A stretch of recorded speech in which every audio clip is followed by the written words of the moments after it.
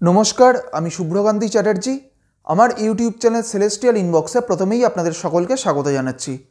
বর্তমান গ্রহগত অবস্থানের ভিত্তিতে আমাদের রাশিচক্রের অষ্টম রাশি অর্থাৎ বৃশ্চিক রাশির জাতক জাতিকাদের এই ডিসেম্বর মাস কেমন যেতে পারে, আজকে আমি সেই বিষয়ে কিছু কথা বলবো। প্রথমেই যেটা বলবো যে এই ডিসেম্বর মাসে আমাদের রাশিচক্রে বৃশ্চিক রাশির সাপেক্ষে কোন কোন গ্রহ কোথায় কোথায় অবস্থান করবে।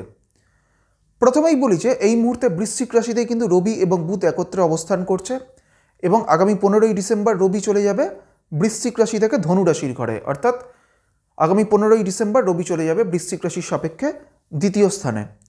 বৃশ্চিক রাশির তৃতীয় অর্থাৎ মকর রাশির ঘরে থাকছে শুক্র। বৃশ্চিক রাশির চতুর্থে অর্থাৎ কুম্ভ রাশির ঘরে এই মুহূর্তে শনি অবস্থান করছে। বৃশ্চিক রাশির পঞ্চমে অর্থাৎ মীন রাশিতে থাকছে রাহু। বৃশ্চিক রাশির সপ্তমে অর্থাৎ বৃষ রাশিতে এই মুহূর্তে বৃহস্পতি অবস্থান করছে। বৃশ্চিক রাশির নবমে অর্থাৎ কর্কট রাশির ঘরে থাকছে মঙ্গল এবং বৃশ্চিক রাশির একাদশে অর্থাৎ কন্যা রাশির ঘরে এই মুহূর্তে কেতু অবস্থান করছে।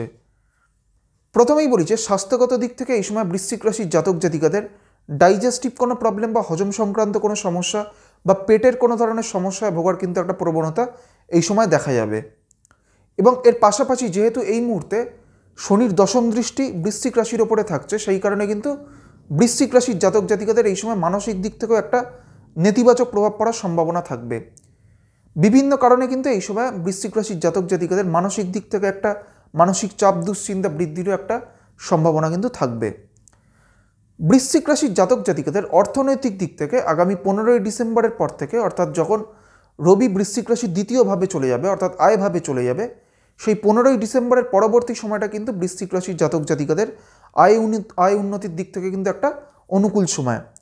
এবং এর পাশাপাশি বৃশ্চিক রাশির জাতক জাতিকাদের কর্মজীবনের দিক থেকেও এই সময়টা বা এই ডিসেম্বর মাসটা কিন্তু একটা সামগ্রিকভাবে ভালো সময়। কিছু ক্ষেত্রে কর্মজীবনে তাদের কিছু পরিবর্তনেরও কিন্তু সম্ভাবনা এই সময় থাকবে।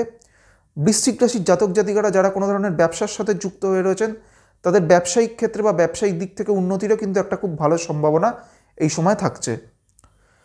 বৃশ্চিক রাশির জাতক জাতিকাদের পারিবারিক দিক থেকেও আগামী 15ই ডিসেম্বরের পর থেকে যখন রবি দ্বিতীয়ভাবে চলে যাচ্ছে, সেই 15ই ডিসেম্বরের পরবর্তী সময়টা থেকে কিন্তু একটা পারিবারিক দিক থেকেও বৃশ্চিক রাশির জাতক জাতিকাদের ক্ষেত্রে একটা শুভ সময়। তবে বৃশ্চিক রাশির যারা শিক্ষার্থীরা রয়েছেন তাদের ক্ষেত্রে এই সময়টা কিন্তু খুব একটা অনুকূল নয়। তারা কিন্তু তাদের এফোর্ট অনুযায়ী তারা কিন্তু খুব একটা আশানুরূপ ফল কিন্তু তারা পাবেন না। এইবার আমি আসছি বৃশ্চিক রাশির যে নক্ষত্রগুলি রয়েছে অর্থাৎ বিশাখা, অনুরাধা এবং জ্যেষ্ঠা, এই তিনটি নক্ষত্রের জাতক জাতিকাদের এই ডিসেম্বর মাস কেমন যেতে পারে। প্রথমেই আমি আসছি বিশাখা নক্ষত্রের ক্ষেত্রে।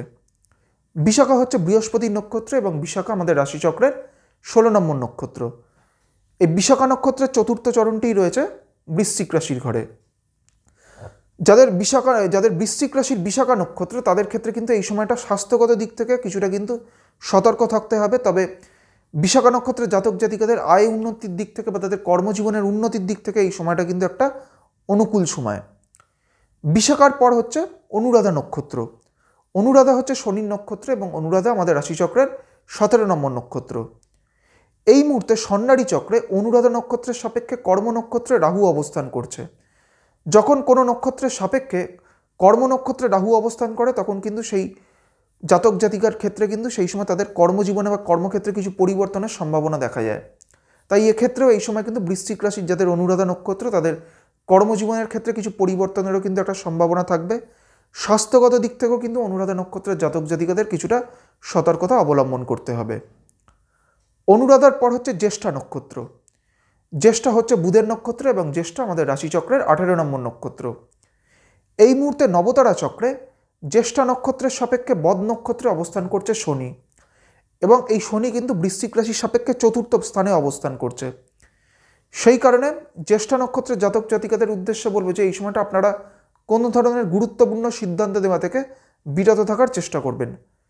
এবং জ্যেষ্ঠা নক্ষত্রের জাতক জাতিকাদের এই সময় কিন্তু কিছু ক্ষেত্রে কিন্তু মানসিক দিক থেকেও একটা মানসিক চাপ দুশ্চিন্তা বা টেনশন এই বিষয়গুলো বৃদ্ধিরও কিন্তু একটা সম্ভাবনা দেখা যাবে সেই দিক থেকেও। এবং তার পাশাপাশি স্বাস্থ্যগত দিক থেকেও যাদের জ্যেষ্ঠা নক্ষত্র তাদের ক্ষেত্রেও কিন্তু এই স্বাস্থ্যগত দিক থেকেও যথেষ্ট পরিমাণে সচেতন থাকতে হবে। আজকে আমি আমাদের রাশিচক্রের অষ্টম রাশি অর্থাৎ বৃশ্চিক রাশির জাতক জাতিকাদের এই ডিসেম্বর মাস কেমন যেতে পারে সেই বিষয়ে আলোচনা করলাম এবং এর পাশাপাশি বৃশ্চিক রাশির যে নক্ষত্রগুলি রয়েছে অর্থাৎ বিশাখা, অনুরাধা এবং জ্যেষ্ঠা, এই 3টি নক্ষত্রের জাতক জাতিকাদের এই ডিসেম্বর মাস কেমন যেতে পারে সেই বিষয়ে আপনাদের একটা সংক্ষিপ্ত ধারণা দেওয়ার চেষ্টা করলাম। পরবর্তী ভিডিওগুলির মাধ্যমে আমাদের পরবর্তী যে রাশিগুলি রয়েছে সেই রাশিগুলির জাতক জাতিকাদের এই ডিসেম্বর মাস কেমন যেতে পারে সেই বিষয়ে আলোচনা করব। সবশেষে এটাই বলবো, আপনারা সকলে খুব ভালো থাকুন এবং সুস্থ থাকুন, এটাই প্রার্থনা করি। নমস্কার।